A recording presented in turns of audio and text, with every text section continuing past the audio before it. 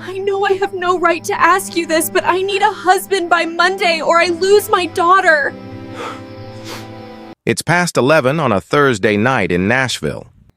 Callum opens the door and finds a woman he barely knows standing in the January cold. A legal folder pressed against her chest, eyes dry in the way that means all the crying is already done. She says, "I need a husband by Monday or I lose my daughter." He said yes. They signed the papers the next morning at the Davidson County Clerk's office, with 2 strangers as witnesses and 2 coffees nobody touched. What neither of them expected was what happens when you start sharing a life with someone, and a 4-year-old starts calling you by name like she always knew it. What would you have done in his place? If you're new here, subscribe. You won't want to miss what comes next. And drop a comment. Where are you watching from?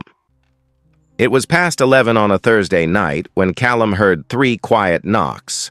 Not desperate, just controlled, the kind made by someone who has nothing left to lose, but is still trying not to scare anyone.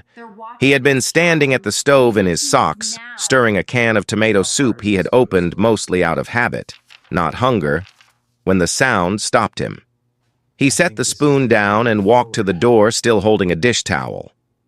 Saoirse Malone was standing on the other side, a manila folder pressed against her chest, her coat dark with moisture from the January freeze that had turned the sidewalks on Gallatin Avenue into something closer to glass.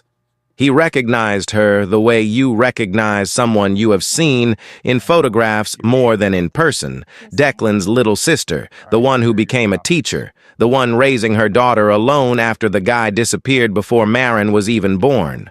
They had exchanged maybe 40 words in their entire lives.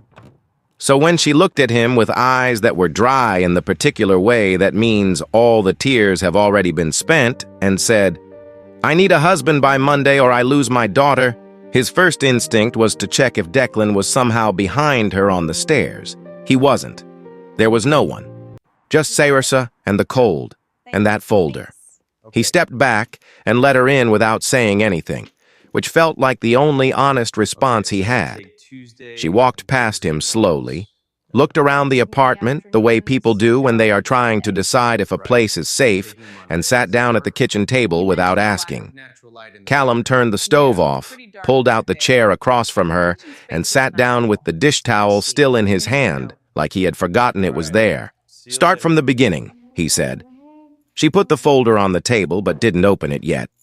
She told him about Garrett Malone, her ex-husband's older brother, a commercial real estate developer based in Brentwood who had never once shown interest in Maren until 6 months ago, when he filed a petition for emergency custody through a family law firm on Broadway that was known in Davidson County for taking cases other attorneys wouldn't touch.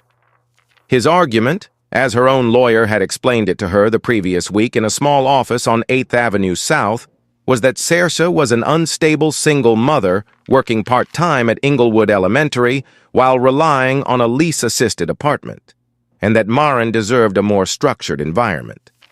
The word structured had been used 4 times in the petition.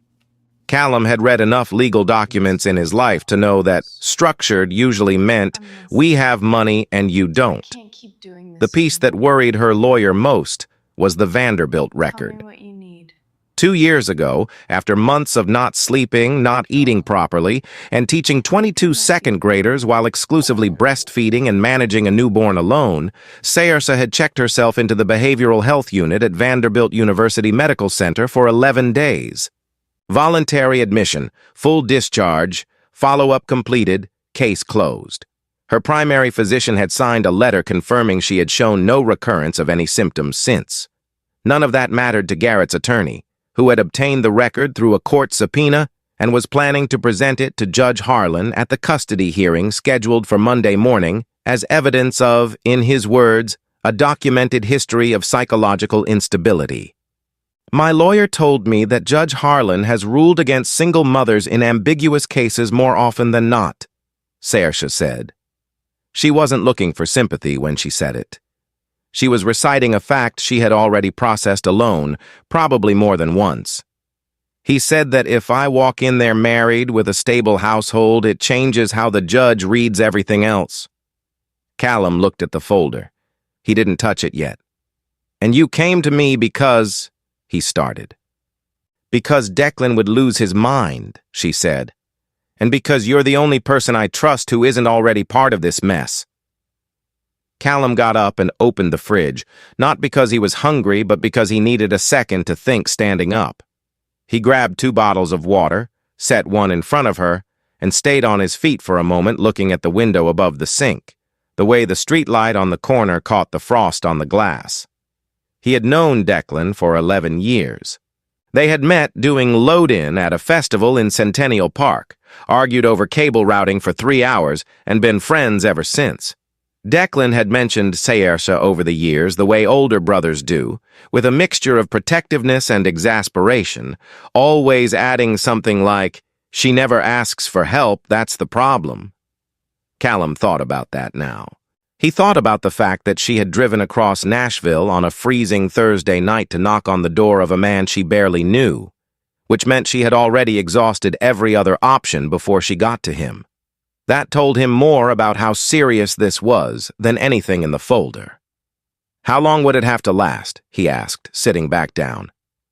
Through the hearing and the follow-up evaluation, she said. Probably 3 months, maybe 4. And Declan doesn't know. It wasn't a question. She shook her head. Not yet. He opened the folder then. The petition was 12 pages, and he read it the way he read equipment manuals, carefully and without rushing, going back when something didn't track. Saoirse didn't fill the silence. She drank her water and waited, and he appreciated that more than he expected to. By the time he set the last page down, the soup on the stove had developed a skin, and the apartment had gotten colder because neither of them had thought to adjust the thermostat. He looked at her across the table, this woman he barely knew, who had come to him carrying something that would have broken most people into pieces, and who was sitting there holding herself together with a kind of quiet discipline that struck him as genuinely rare. He thought about Maren, 4 years old, sleeping somewhere across the city right now without knowing any of this was happening. He thought about Garrett Malone, a man who had ignored that child for 4 years and was now using a law firm on Broadway to take her. "Okay," Callum said. Saoirse looked up. "Okay?" He nodded. "But we do this with rules. No half-truths in that courtroom. If I'm standing in front of a judge, I need to know everything." She let out a breath that she must have been holding since she parked the car. "Everything," she said. "I promise." They were at the Davidson County Clerk's office on James Robertson Parkway by 8:45 the next morning. The waiting room smelled like the particular combination of floor cleaner and recycled air that seems to exist only in government buildings, and the clerk behind the counter was a woman in her 50s with a Tennessee Titans lanyard and the practiced efficiency of someone who had processed 1,000 mornings just like this one. Callum and Saoirse stood side by side at the counter with their IDs out. 2 people from the waiting area agreed to sign as witnesses without much discussion, an older man in a fleece vest who said he was there to renew a business license, and a young woman in scrubs who was already running late for a shift and signed the witness line with one hand while checking her phone with the other. There were 2 coffees from the shop on the corner sitting on the counter between Callum and Saoirse, bought out of some reflex toward normalcy, and neither of them touched the cups once. The printer ran. The clerk slid 2 copies across the counter. Callum signed first, then Saoirse, and then it was done. No flowers, no photographs, just their names on a document and the faint mechanical sound of a stamp coming down. The first weeks were negotiated in silence, but not the uncomfortable kind. It was more like the silence between 2 people who have agreed, without saying so out loud, to be careful with each other. Saoirse and Maren arrived on a Saturday afternoon with 3 duffel bags, a rolling suitcase with a broken zipper held together by a hair tie, and a cardboard box that Maren carried herself with the intense focus of someone transporting something irreplaceable, which turned out to be a mix of crayons, 2 picture books, a plastic stethoscope, and a stuffed elephant named Gerald. Callum had cleared the guest room the night before, moved his spare equipment cases to the storage unit on Meridian Street, and put clean sheets on the bed without knowing what size Maren was or whether she had a preferred pillow situation. He had guessed wrong on both. Saoirse fixed it without commenting, tucking a rolled blanket under the fitted sheet to keep Maren from rolling off the edge, and that small adjustment, done quietly and without any acknowledgement, set the tone for most of what followed. They were two adults who had agreed to share a space for a specific purpose, and they were both going to be professional about it. The rules were practical and discussed over instant coffee on the first Sunday morning, both of them sitting at the kitchen table, while Maren watched cartoons on Saoirse's iPad with headphones on. Callum paid the rent and utilities. Saoirse covered groceries and her share of the household costs. He kept his work schedule on a whiteboard near the front door so she knew when he would be coming in late from the Ryman or leaving before 6 for an early load-in. She kept Maren's daycare pickup times and school schedule on the same board, written in blue marker under his black one. And after a few days, it started to look less like a logistical document and more like proof that two separate lives were actually running in the same space. The social worker, Beverly, had already called twice. The first home visit was scheduled for the following Tuesday, and Saoirse had spent a Sunday evening going over what to say and what not to say, sitting at the kitchen table with a yellow legal pad, occasionally asking Callum questions like how long they had known each other and what his work schedule was like. He answered honestly. When she asked what had made him say yes to all of this, he thought about it for a moment and said, "I don't like men who use lawyers to take things from people who can't fight back the same way." Saoirse wrote something on the legal pad. He didn't ask what. Beverly came on a Tuesday, and she was thorough without being unkind, the kind of thorough that comes from years of seeing people perform stability rather than have it. She walked through the apartment slowly, asked to see Maren's room, noted the daycare enrollment paperwork from Primrose School on Gallatin Pike that Saoirse had printed and left on the counter, and sat with both of them at the kitchen table for 40 minutes, asking questions that were direct enough that Callum respected her for it. She asked how they divided responsibilities with Maren. She asked what Callum's relationship with the child was like. She looked at him when she asked that last one, and he looked back and said, "We're still getting to know each other. She's 4. I'm trying not to overwhelm her." Beverly wrote something down. Then she looked at Maren, who had wandered in from the hallway with Gerald under her arm, and asked her if she liked living here. Maren said yes, and then asked Beverly if she wanted to see her elephant's ear, which had a small tear in it that Maren considered a serious medical issue. Beverly examined the ear with appropriate gravity. When she left, she told them she would be back in 3 weeks. The setup job on 5th Avenue North was for a bar that was reopening after a renovation, and Callum had been hired to install a new house sound system, which meant 2 early mornings and 1 very long afternoon running cable through walls that the contractor had left rougher than promised. He was tired by the end of it, in the specific way that physical work makes you tired, which he had always found easier to sleep off than the other kinds. On the second morning, he was up at 5:30, made coffee, and was pulling on his jacket in the hallway when he heard the kitchen chair scrape. Maren was already at the table in her pajamas, a bowl of dry Cheerios in front of her because she had helped herself without waiting, her hair going in 4 directions, completely unbothered. She was holding a crayon and drawing on the back of a grocery receipt. Callum stood in the hallway for a second, then walked to the counter and poured his coffee into a travel mug. He was almost at the door when Maren looked up from her drawing with the total casualness of someone stating a weather fact and said, "Bye, Callum." He stopped. His hand was on the strap of his tool bag. He turned and said bye back, and his voice came out softer than he had intended, softer than the situation technically required. He thought about the way she had said his name, like it was just a word she had always known, for the entire drive down Gallatin Avenue. Weeks passed in that rhythm, mornings and evenings and the occasional shared dinner that started as a practical arrangement and slowly became something they looked forward to without acknowledging it. Sowers made a chicken and rice dish one Wednesday that Marin called the yellow food and demanded 3 times a week from that point forward. Callum fixed the leaking faucet in the bathroom that Sowers had been managing with a folded paper towel under the handle for what appeared to be several weeks. Small things, the kind that don't mean anything individually and mean everything collectively. Then, one afternoon in the 3rd week of February, Callum came home from a mixing session at a rehearsal studio near Wedgwood, Houston, and found a drawing on the kitchen table.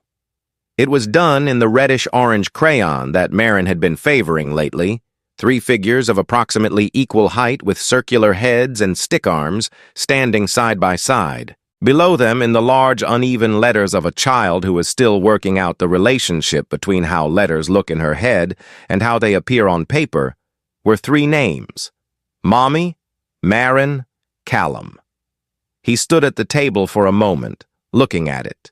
Then he folded it along the middle, carefully, the way you fold something you don't want to crease wrong, and put it in the front pocket of his work jacket, the one he wore every day to every job. He didn't say anything to Saoirse about it. He didn't throw it away either. And when he checked that pocket 2 days later and found it still there, slightly soft at the fold from being carried around, he left it exactly where it was. The hearing was scheduled for 9 in the morning at the Juvenile and Domestic Relations Court on 2nd Avenue North, and Callum was up at 5:45 without an alarm.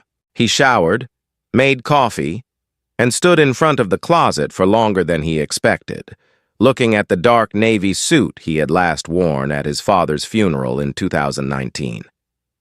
It still fit, which felt like a strange kind of luck. He was knotting his tie in the bathroom mirror when Saoirse knocked on the open door and asked if he needed help with it. He said no, then looked at the result, then said actually yes. She fixed it without making a thing of it, adjusted the knot with both hands, smoothed the collar down, and stepped back. She was wearing a dark blue dress, and her hair was pulled back in a way that looked considered without looking like she had tried too hard, which he suspected had taken more effort than anything else she did that morning. Marin was staying with a neighbor from the 3rd floor, a retired music teacher named Patrice, who kept fruit snacks in a bowl by the door specifically for Marin, and who Saoirse had clearly trusted with the child before. They drove to the courthouse in Callum's F-150 without much conversation. Saoirse had a folder on her lap. She opened it twice and closed it without reading anything.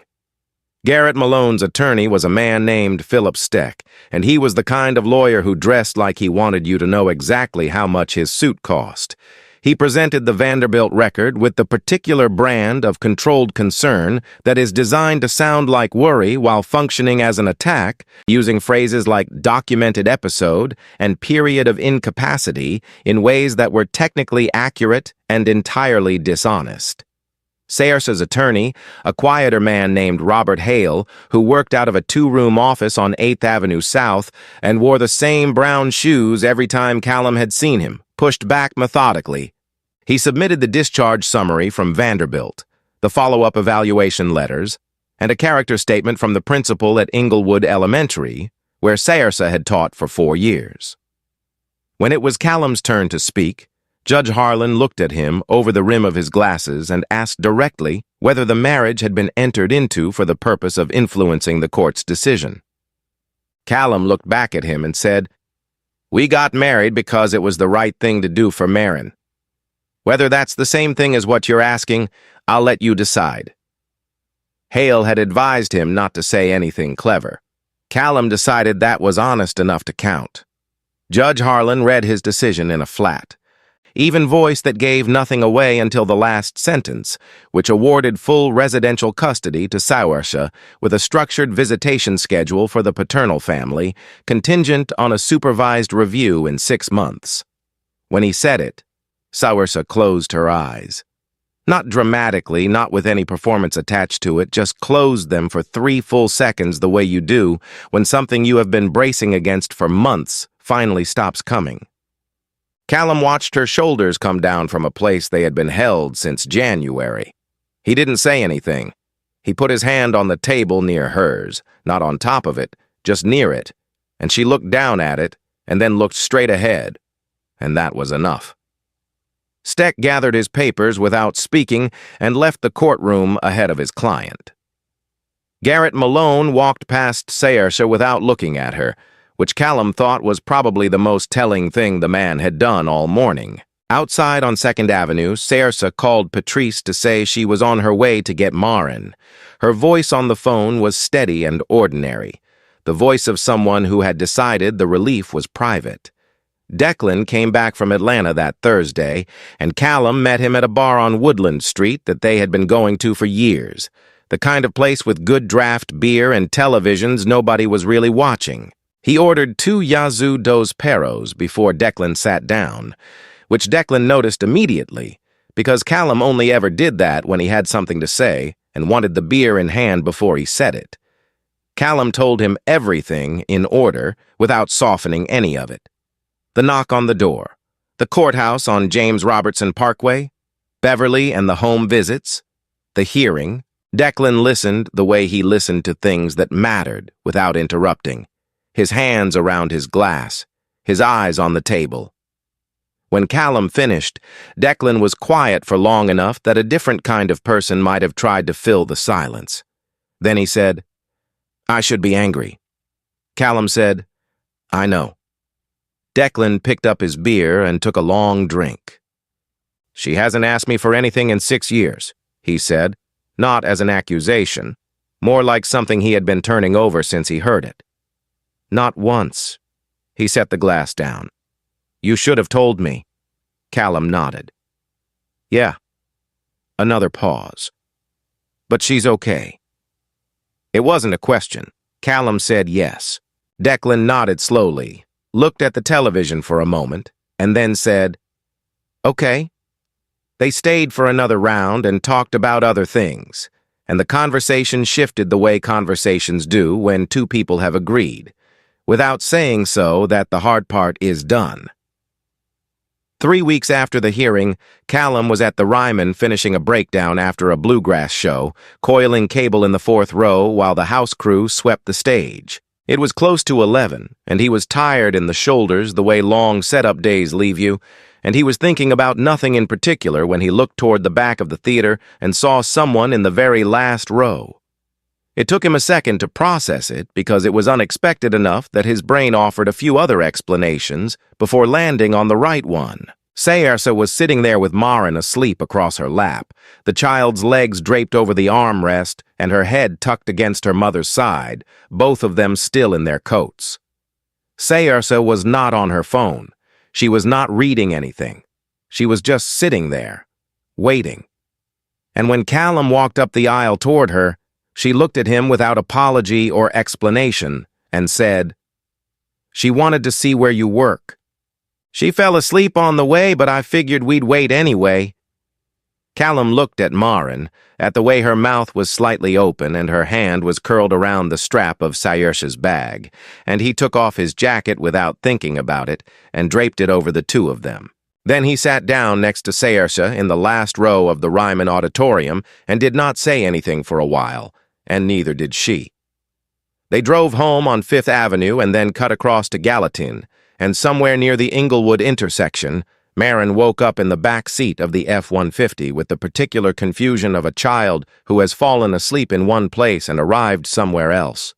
She looked around, found her bearings, and then looked at the back of Callum's head from her car seat with the half-awake certainty of someone who has just remembered something important. "Daddy Callum," she said, her voice still soft and slow with sleep. The words landed in the cab of the truck like something that had been waiting to be said out loud. Saoirse turned and looked out the passenger window at the streetlights on Gallatin Avenue going past one by one. Callum kept both hands on the wheel and his eyes on the road ahead. Neither of them said anything. Nobody corrected her. The truck moved through the intersection and kept going, and the only sound was the road under the tires and Maren already drifting back toward sleep. And that silence was the most honest thing either of them had managed in months.